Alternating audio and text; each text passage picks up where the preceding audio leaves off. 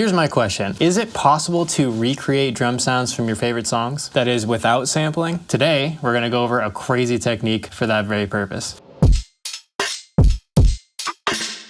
As music producers, you know, we're kind of weird. We pay attention to details of production. And I know, for example, I will like a song for like the snare drum sound alone. One particular snare that I really like is this one from Gang Starr's What I'm Here For.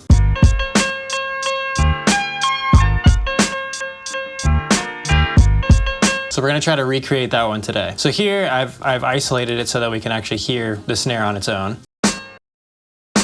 There's a little bit of piano left in the snare sample still, but that's totally fine for our purposes today. So the way that we need to approach recreating this snare is to think about what the anatomy of an actual snare is. Essentially, every real snare drum starts with the transient, which is, you know, the sound of you hitting your stick against the drum. And then that causes the top layer, which is called the batter head, and the bottom layer, which is called the snare head, to resonate at certain frequencies. And that's what gives the snare its character. So we're gonna use the three elements of the transient, the batter head, and the snare head to recreate the snare that we like. So in order to recreate the snare, we need to know what's happening in the frequency spectrum, and the best way to do that is to open up a frequency spectrum analyzer like Voxengo Span.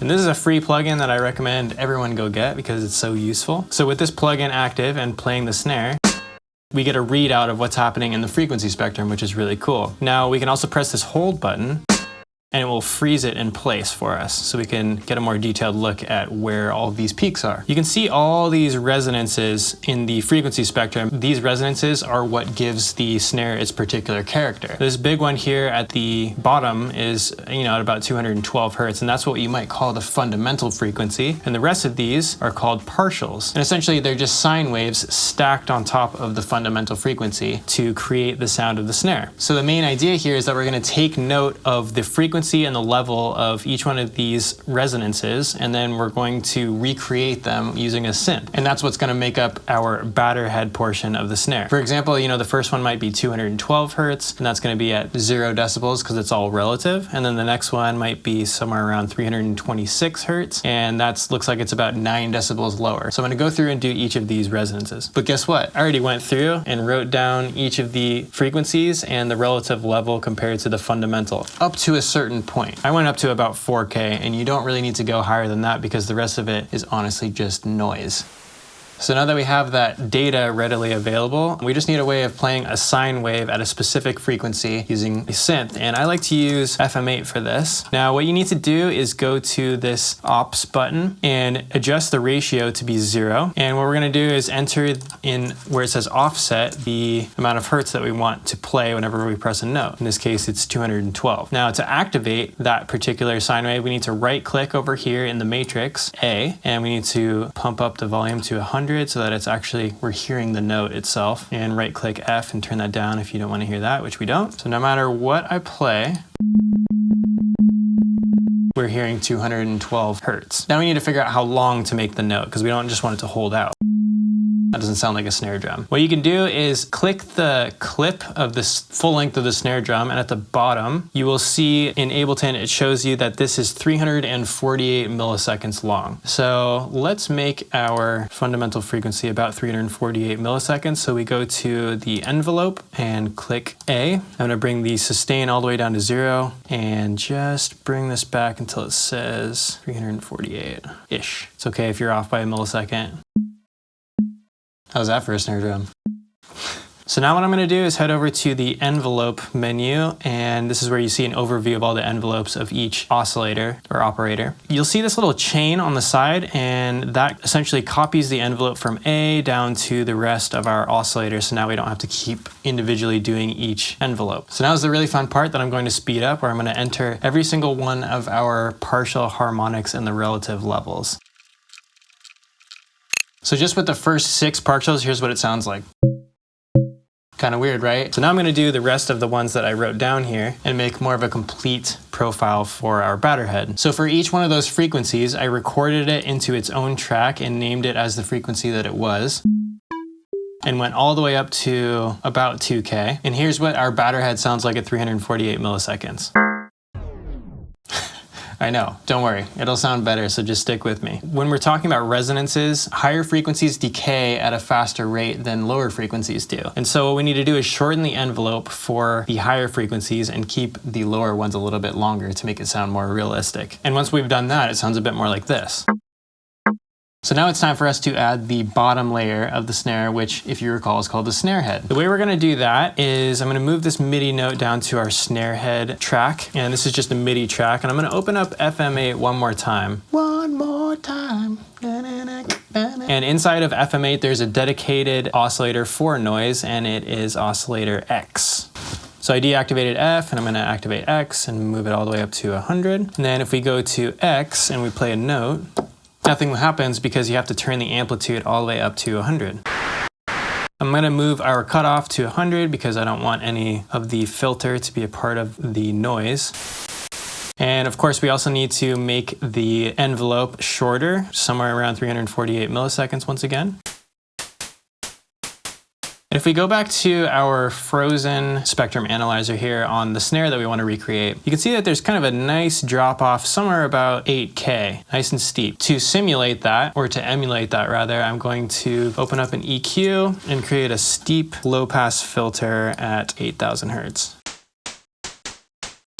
I also like to add a high pass filter to get rid of the rumble that's created from noise because it, spans the entire frequency spectrum basically. And the idea here is that we're going to mix this in with our batter head as we go.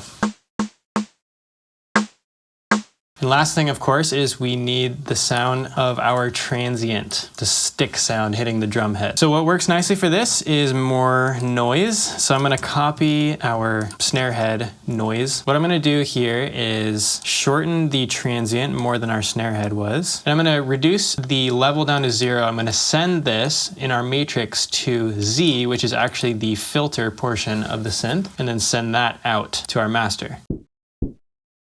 So now if we listen to all three of these together, it's not too bad. And this is the point where we need to find a way of gluing everything together in a cohesive way. Because right now it kind of sounds like the transient, the batter head, and the snare head are all kind of separate elements that are playing simultaneously rather than one drum sound. So right now we've got the batter head, the snare head, and the transient all getting sent to a bus called snare. And on the snare bus, I have an audio effect rack set up. You can see on the waveform of the snare that we are looking to recreate that there's not much of an initial transient here. So I added a limiter at the very beginning just to replicate that by controlling the initial peak. And here's what that sounds like.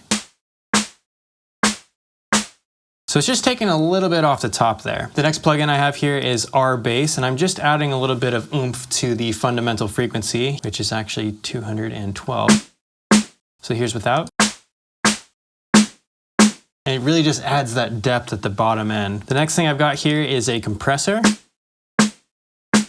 And I've got the attack really slow. It's at 134 milliseconds because I want that initial transient to get through the compressor and then bring everything else down. Compressors particularly have a really nice way of gluing a sound that doesn't sound all the way cohesive together. I've also got a saturator, which is my favorite. It adds a little bit of character to what we've got already. So here's without. Also sort of glues things together as well. Now, more than likely, the snare that DJ Premier used in his song was sampled from something else, which means that there's probably some space put on the snare. And what I mean by that is a little bit of reverb. And so a cool trick that you can use is you can activate something like R-verb, and I've turned the reverb all the way off, and I'm only using the early reflections because I don't want it to sound like some, 80s snare or whatever that's gated. So it just basically adds a little bit of depth and dimension to an otherwise dry sound. Next up, we've got an EQ that's just brightening things up and then reducing the harsh resonances around 2K to get it closer to the way that this snare sounds. Finally, I've got one more compressor, and it's a really slow, lazy one. You can see the attack is set at 334 milliseconds. And it just has this way of making everything sound more cohesive. Here's without. Now all of a sudden, we've got something that sounds a lot closer. So here's the real test now. We're gonna play them back to back and see how they stack up against each other.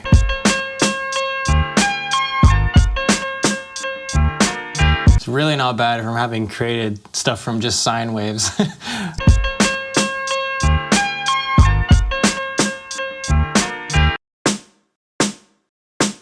all in all, it's pretty dope, right? Like, it's never gonna be exactly the same, of course, but hey, now you can use the snare for whatever you want and you don't have to worry about copyright infringement because you didn't steal any samples. And also, what a great sound design exercise. I'm thinking maybe kicks could be our next experiment. What do you guys think? Let me know down in the comments below. And until next time, happy music making. Peace.